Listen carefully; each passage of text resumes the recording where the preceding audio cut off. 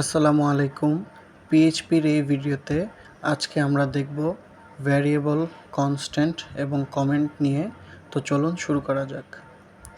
প্রথমেই ভ্যারিয়েবল কি? ভ্যারিয়েবল মানে হলো ডেটা সংরক্ষণের জায়গা, অর্থাৎ ভ্যারিয়েবল হলো একটা পাত্র বা একটা স্থান যেখানে ডাটা সংরক্ষণ করে রাখা যায়। তো পিএইচপিতে ভ্যারিয়েবল হলো একটা নাম যেখানে মান, ভ্যালু রাখা যায় এবং পরবর্তীতে সেই ভ্যালু আবার পরিবর্তন করা যায়। তো এখানে ভ্যারিয়েবল লেখার কিছু নিয়মাবলী আছে, যে শুরুতেই $সাইন দিয়ে শুরু করতে হবে। প্রথম অক্ষর অবশ্যই ছোট হাতের এ থেকে জেড অথবা বড় হাতের এ থেকে জেড অথবা আন্ডারস্কোর হতে হবে। সংখ্যা দিয়ে শুরু করা যাবে না, তবে সংখ্যা মধ্যে থাকতে পারে। এবং স্পেস ব্যবহার করা যাবে না, আন্ডারস্কোর ব্যবহার করতে হবে। ভ্যারিয়েবল কেস সেন্সিটিভ, নেম এবং বড় হাতের দিয়েটা হচ্ছে আলাদা। তো প্রথমেই আমি একটি আমার ফোল্ডার ক্রিয়েট করে নিব কোডগুলো লেখার জন্য। আমি নিচ্ছি পিএইচপি টিউটোরিয়াল, এটাকে আমি একটু বড় হাতের করে নিচ্ছি। তো হয়ে গেল। এবার আমি এটি আমার টার্মিনাল থেকে ওপেন করে নিব, সেই সাথে আমার ভিএস কোডেও ওপেন করে নিচ্ছি।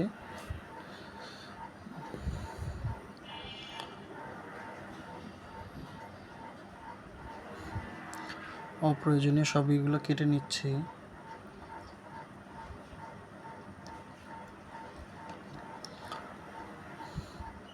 তো আমি প্রথমে একটি ভ্যারিয়েবল নামে আমার একটি ফাইল ক্রিয়েট করে নিব। সরি, পিএইচপি এক্সটেনশন দিতে হবে, .php। ঠিক আছে, কমপ্লিট। পিএইচপি এক্সটেনশনটি দিয়ে দিব পিএইচপি। তো ভ্যারিয়েবল লেখার শুরুতেই আমার পূর্বশর্ত ছিল যে $সাইন দিয়ে শুরু করতে হবে এবং প্রথম অক্ষর ছোট হাতের এ থেকে জেড অথবা বড় হাতের এ থেকে জেড অথবা আন্ডারস্কোর হতে হবে। তো প্রথমে আমি আমার $সাইনটি দিয়ে নিলাম এবং সেই সাথে ভ্যারিয়েবলের একটি নাম দিতে হবে। তো আমি নাম দিচ্ছি স্ট্রিং, তার এগেনস্ট ভ্যালু, মানে এই যে একটা ভ্যারিয়েবল ক্রিয়েট করলাম এটার মধ্যে আমি এখন ভ্যালুটি সেট করে রাখব, এই বাংলাদেশ। এই স্ট্রিং নামক ভ্যারিয়েবলের মধ্যে আমি বাংলাদেশ নামক ভ্যালুটি সেট করলাম বা স্টোর করলাম। এখন যদি আমি এটির আউটপুট দেখতে চাই, ইকো স্ট্রিং যে বাংলাদেশ, আমার এটা চলে আসছে। তো পরবর্তীতে ছিল যে এই ভ্যারিয়েবল এই রাখা যায় এবং পরবর্তীতে সেই মান পরিবর্তন করা যায়। তো আমি আবার আমার সেম ভ্যারিয়েবল নামের মধ্যে অন্য একটি মান দিয়ে চেক করব। স্ট্রিং নতুন ভ্যালু সেট করব কানাডা এবং এটিকে আমি ইকো করে দেখব যে আমার আউটপুট কি আসে। আমার নতুন ভ্যালু চলে আসছে। তো প্রথমেই স্ট্রিংয়ে আমি ভ্যালু সেট করেছিলাম বাংলাদেশ এবং পরবর্তীতে আমি নতুন ভ্যালু সেট করার কারণে পূর্ববর্তী ভ্যালু মুছে গিয়ে আমার নতুন ভ্যালু অ্যাসাইন হয়ে গিয়েছে। এর জন্য আমি ইকো করাতে আমার ডাটা আসছে নতুনটা, এবং এটাই বলা ছিল যে পিএইচপিতে ভ্যালু রাখা যায় এবং পরে সেই মান আবার পরিবর্তন করা যায়। এবং আরেকটি রুল ছিল যে প্রথম অক্ষর অবশ্যই ছোট হাতের এবং বড় হাতের এ টু জেড হতে হবে। আমি বড় হাতের অক্ষর দিয়ে দেখব যে ঠিকঠাক কাজ করে কি না। আমি এটাকে মুছে বড় হাতের এস দিলাম এবং এটা কাজ করছে, এবং সামনে একটা আন্ডারস্কোর দিয়ে দেখলাম এটাও ঠিক আছে। এইভাবেই রুল ওয়াইজ এটা কাজ করে এবং সামনে সংখ্যা দেওয়া যাবে না, তবে মধ্যে সংখ্যা থাকতে পারে। তো আমি পূর্ববর্তী কোডগুলো একটু কমেন্ট আউট করে নিচ্ছি। নতুন একটি ভ্যারিয়েবল ডিক্লেয়ার করব, নাম্বার ইজ ইকুয়াল টু 10 মানে আমি নাম্বার ভ্যারিয়েবলের মধ্যে 10 রাখলাম এবং আমার বলা ছিল যে সংখ্যা দিয়ে শুরু করা যাবে না। যদি আমি শুরুতে একটি সংখ্যা দিই এবং আমার এই যে এরর জেনারেট করে ফেলছে, আমি যদি শেষে সংখ্যা দিই তাহলে আমার কোনো এরর আসবে না এবং এটা কাজ করবে। এবং আমি যদি শুরুতে স্পেস রাখি তাহলেও একটা এরর জেনারেট করবে। আমি স্পেস দিতে পারবো না, আমাকে শুরুতে চাইলে একটা আন্ডারস্কোর রাখতে পারবো। এবং পরবর্তীতে বলা ছিল যে ভ্যারিয়েবল হচ্ছে কেস সেন্সিটিভ, মানে ছোট হাতের নেম এবং বড় হাতের অক্ষর দিয়ে নেম লেখা দুটো আলাদা কাজ করবে। তো প্রথম আমি রাখলাম যে নাম্বারে একটি মান রাখলাম এবং বড় হাতের অক্ষর দিয়ে আমি আবার লিখলাম, এর ভ্যালু রাখলাম 20। এবার আমি যদি ইকো করি, ইকো নাম্বার, তাহলে আমার ভ্যালু আসছে 10। এবং আমি যদি বড় হাতের অক্ষর দিয়ে ইকো করি তাহলে আমার ভ্যালু আসছে 20। মানে কোনোটার সাথে কোনোটা মিলবে না, এই যে আগেরটার মতো রিঅ্যাসাইন হওয়ার সুযোগ নেই, কারণ এটা হচ্ছে কেস সেন্সিটিভ। তো আমি এটা কমেন্ট আউট করে রাখছি। এখন আমরা দেখব আমি ভ্যারিয়েবলের মধ্যে কি কি ডাটা টাইপ স্টোর করতে পারি। আমি এটা কমেন্ট করে রাখছি, ডাটা টাইপ। তো প্রথমেই আমরা দেখব স্ট্রিং। স্ট্রিং কি? যে কোনো টেক্সট একটা স্ট্রিং হতে পারে, যেমন নেম ভ্যারিয়েবলের মধ্যে আমি ডাবল কোটেশন দিব, একটা নাম রাখলাম অ্যালেক্স। এই ডাবল কোটেশনের মধ্যে আমরা যাই কিছু লিখি না কেন, সেটা প্রোগ্রামিং অথবা পিএইচপি এই ল্যাঙ্গুয়েজের ভাষায় সেটাকে বলে স্ট্রিং। এবং আমি এটাকে যদি ভারডাম্প করি, আমার ভ্যারিয়েবল নামটা দিয়ে দিব এবং আমার আউটপুট আসবে, এই যে চলে আসছে আমার ডাটা টাইপের নাম স্ট্রিং। এবং এখানে 4 মানে হচ্ছে এখানে কয়টা অক্ষরের লেন্থ আছে, এখানে 4টা আছে তাই 4টা, এবং ভ্যালুটা চলে আসছে। এটাকে বলা হচ্ছে স্ট্রিং ডাটা টাইপ। আমি পরবর্তী আরেকটা ডাটা টাইপ দেখব, ইন্টিজার। ইন্টিজার অর্থ হচ্ছে পূর্ণ সংখ্যা। পিএইচপি প্রোগ্রামিং ল্যাঙ্গুয়েজের ভাষায় ইন্টিজার অর্থ হচ্ছে পূর্ণ সংখ্যা। আমি এটা একটু ডিফাইন করি, বাংলাটা লিখতে একটু সমস্যা হয়। পূর্ণ সংখ্যা, ঠিক আছে। তো আমি একটি ভ্যারিয়েবল ডিক্লেয়ার করব, নাম্বার ইজ ইকুয়াল টু 10। এখানে 10 হচ্ছে একটি পূর্ণ সংখ্যা। এবং আমি যদি এটিকে ভারডাম্প করি, নাম্বার, তাহলে আমার আউটপুট আসবে এই যে ইন্টিজার 10, মানে ডাটা টাইপের নাম এবং ভ্যালু চলে আসছে 10। এবং পরবর্তীতে আমরা আরেকটি ডাটা টাইপ দেখব,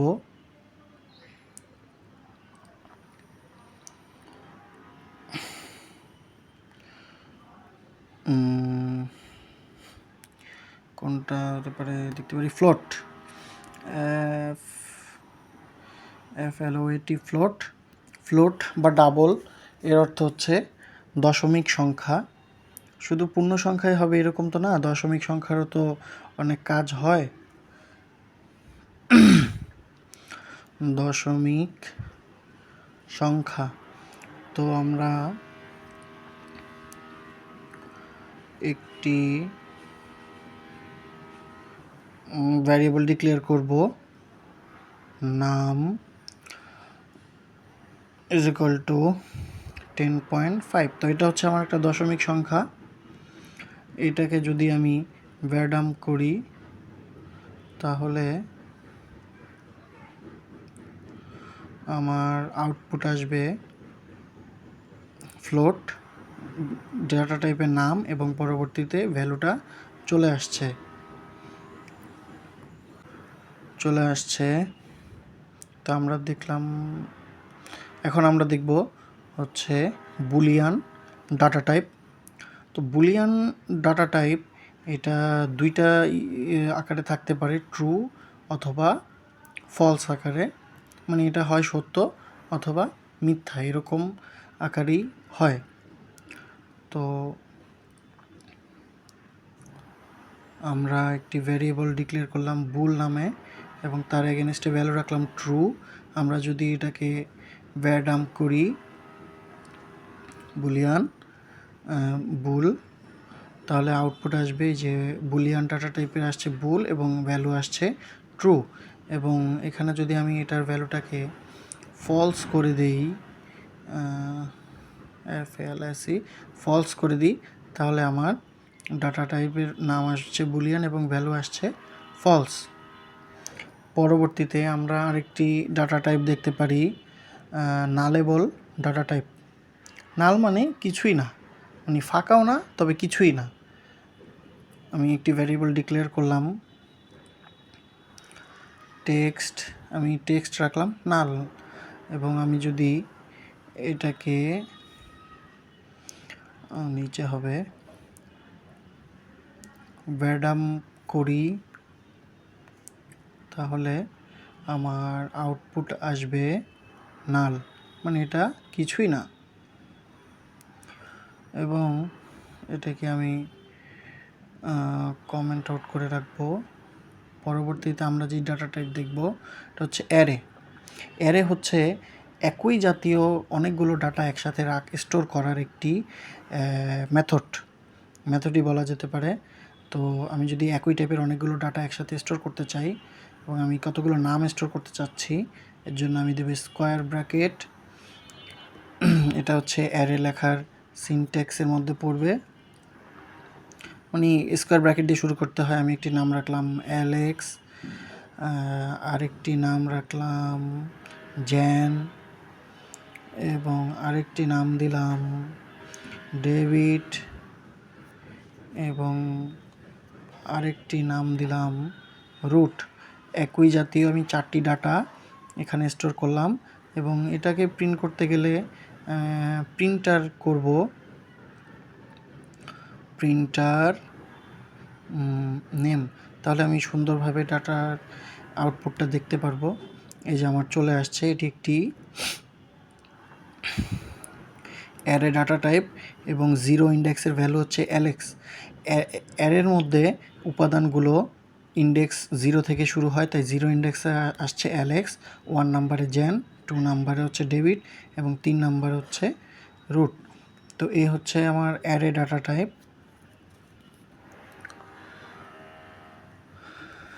তো এরপরে হচ্ছে অবজেক্ট। তো অবজেক্ট হচ্ছে পিএইচপির অবজেক্ট ওরিয়েন্টেড প্রোগ্রামের একটি অংশ। তো এটা আমরা পরে অবজেক্ট ওরিয়েন্টেড প্রোগ্রামের ক্ষেত্রে দেখব।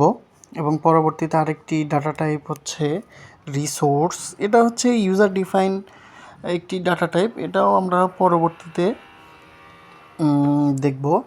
তো আমরা মোট কয়টা ডাটা টাইপ এখানে দিলাম দেখি, স্ট্রিং, ইন্টিজার, ফ্লোট, বুলিয়ান, নাল, অ্যারে। তো সর্বমোট 7-8টা ডাটা টাইপ আর কি আছে। তো এইগুলা সব কিছুই ভ্যারিয়েবলে স্টোর করা যায়। তো আমি পরবর্তীতে একটি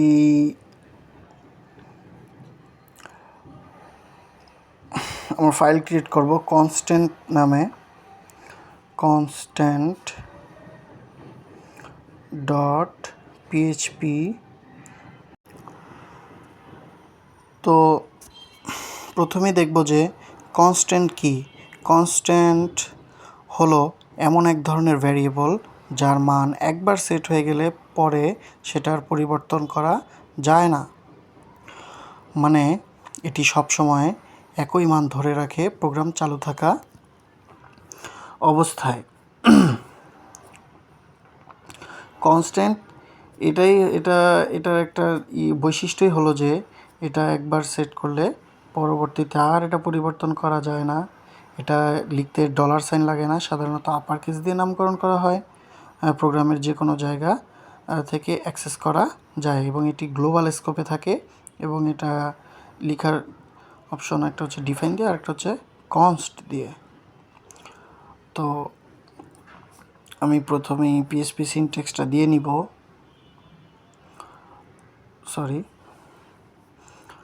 তো ডিফাইন দিয়ে প্রথমে আমরা এটা আগে করব, ডিফাইন কিওয়ার্ডটি লিখে নিতে হবে এবং আমি লিখতে পারি আমার ওয়েবসাইট নাম দিয়ে। যেমন আমি আমার একটা ওয়েবসাইট ক্রিয়েট করলে আমার ওয়েবসাইটের নাম তো আমি আর বারবার চেঞ্জ করব না, তাই ওয়েবসাইট নেম,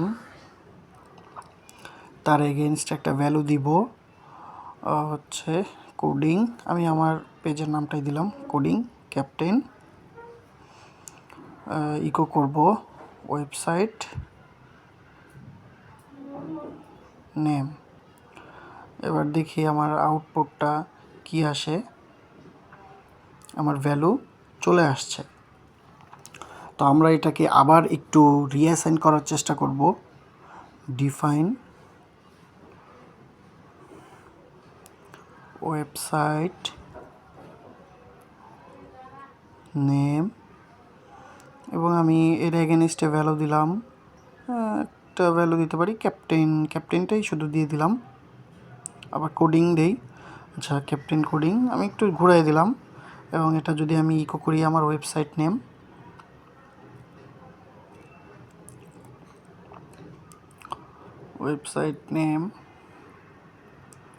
এবং আমার এখানে লেখা আছে একটা ওয়ার্নিং দিয়েছে যে constant website name already define in.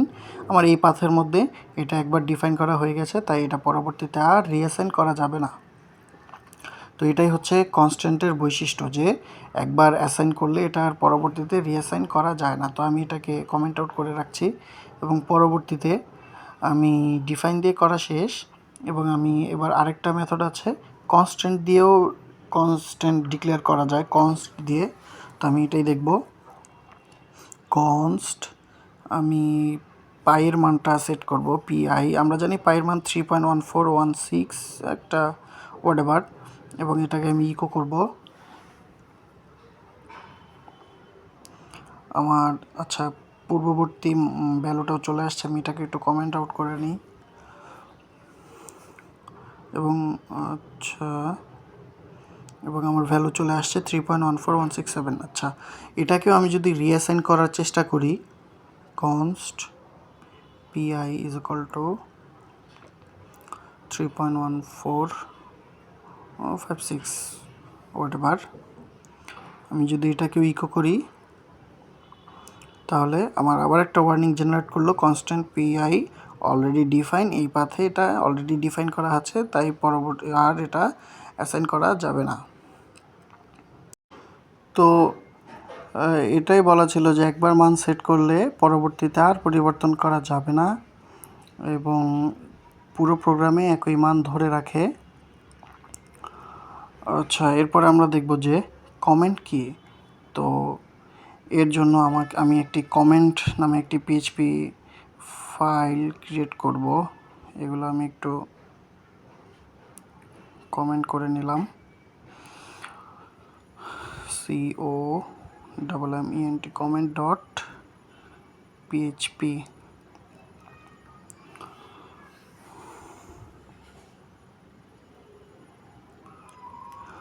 তো কমেন্ট হচ্ছে এই কোডের এমন একটি অংশ যেটা প্রোগ্রাম রান করার সময় কম্পিউটার উপেক্ষা করে বা ইগনোর করে। এখানে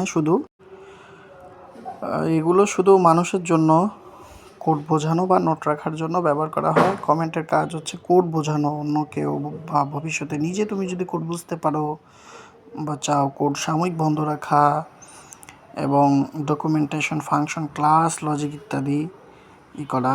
পিএইচপিতে কমেন্টের ধরন হচ্ছে একটা হচ্ছে সিঙ্গেল লাইন কমেন্টে এই যে ডাবল স্ল্যাশ দিয়ে করতে হয়, আর মাল্টি লাইন কমেন্ট এইভাবে স্ল্যাশ স্টার বা দিয়ে করতে হয়। তো চলুন এটা আমরা দেখি। তো আমি একটি ভ্যারিয়েবল নিলাম সাম। আমি এখানে একটি যোগফলের কোড লিখব এবং সেটাই আমি একটা ইউজারকে বোঝানোর জন্য উপরে একটা লেখা কমেন্ট আউট করে লিখব। তো আমি একটা লিখলাম 10 ইজ ইকুয়াল টু প্লাস 20। এবার আমি যদি ইকো করি সাম এবং আউটপুট চেক করব, আমার আউটপুট চলে আসছে 30। বাট আমি ধরে নিলাম যে আমার ইউজার এখানে আমি কি কাজ করলাম ইউজার সেটা বুঝতে পারতেছে না। ইউজারকে বোঝানোর জন্য আমি এখানে একটা লাইন লিখে রাখতে পারি যে এখানে যোগ করা হয়েছে। এবার আমি যদি এটা রান করি তাহলে আমার একটা এরর জেনারেট করবে, কারণ আমার এই লাইনটা তো কোনো দরকার নেই। এই লাইন যেহেতু দরকার নেই সেহেতু এটা আমি ইগনোর করার জন্য আমি এটাকে কমেন্ট করে রাখতে পারি। এবার এই লাইনটা ইগনোর হয়ে এই কোডটা রান করবে এবং আমার এই আউটপুটটা ঠিকঠাক আসবে। এবার যদি আমি আউটপুট করি, এই যে আমার চলে আসছে 30 এবং এই লাইনটি লিখে রাখার জন্য একজন ইউজার দেখে বুঝতে পারবে যে এখানে একটা যোগ করার কোড লেখা হয়েছে। তো এইভাবেই করা যায় সিঙ্গেল লাইন কমেন্ট করা যায়। তো পরবর্তীতে যদি সিঙ্গেল লাইন কমেন্ট লেখার আরেকটা শর্টকাট কিওয়ার্ড হচ্ছে কিবোর্ড থেকে কন্ট্রোল এবং সাথে একটা স্ল্যাশ প্রেস করলে একসাথে এটা কাজ করে। এবং পরবর্তীতে যদি মাল্টি লাইন কমেন্ট করতে চাই, আমি লরাম থেকে কিছু টেক্সট নিয়ে নিলাম এবং এগুলোকে আমি মাল্টি লাইনে কনভার্ট করব। আমার মাল্টি লাইনে কনভার্ট করা হয়ে গেল। এগুলোকে যদি আমি একসাথে কমেন্ট আউট করতে চাই তাহলে একটি উপায় হচ্ছে স্ল্যাশ স্টার, এবং এটাকে ক্লোজ করতে গেলেও আমাকে স্টার স্ল্যাশ দিতে হবে, তাহলে এটা ক্লোজ হয়ে গেছে। এবং পরবর্তীতে আমি লাইন লিখে দেখতে পাচ্ছি যে আমার কমেন্ট আউট ঠিকঠাকভাবে কাজ করছে। এবং এটা কমেন্ট আউট করার আরেকটাও উপায় হতে পারে যে সবগুলো লেখা একসাথে সিলেক্ট করে যদি কিবোর্ড থেকে কন্ট্রোল প্লাস ওই স্ল্যাশ চাপ দিই তাহলে এটা এইভাবে কাজ করবে। তো এই ছিল আমার ভিডিও, আশা করি ভালো লাগবে। ধন্যবাদ।